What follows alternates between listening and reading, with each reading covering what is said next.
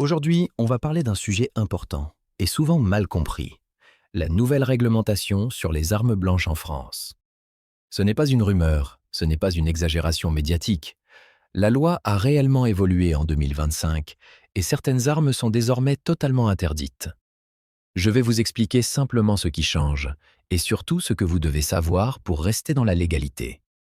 Juridiquement, une arme blanche, ce n'est pas seulement un couteau. C'est tout objet capable de blesser ou de tuer par perforation, tranchant ou choc uniquement avec la force humaine. Et point très important, un objet du quotidien peut devenir une arme selon la situation. Depuis septembre 2025, certaines armes sont passées en catégorie A1. Ça veut dire interdites à la vente, interdites à la détention, interdites tout court. C'est le cas notamment des couteaux dits zombies et de certains coups de poing américains. Si vous en possédez encore, vous avez jusqu'au 6 décembre 2025 pour les remettre à la police ou à la gendarmerie. Après cette date, les sanctions sont très lourdes. Attention, autorisé ne veut pas dire libre.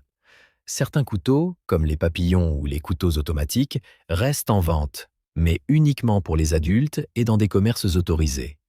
Et surtout, ils ne peuvent pas être portés sans motif légitime. C'est là que beaucoup de gens se trompent.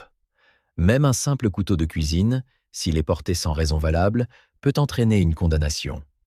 La police regarde le contexte.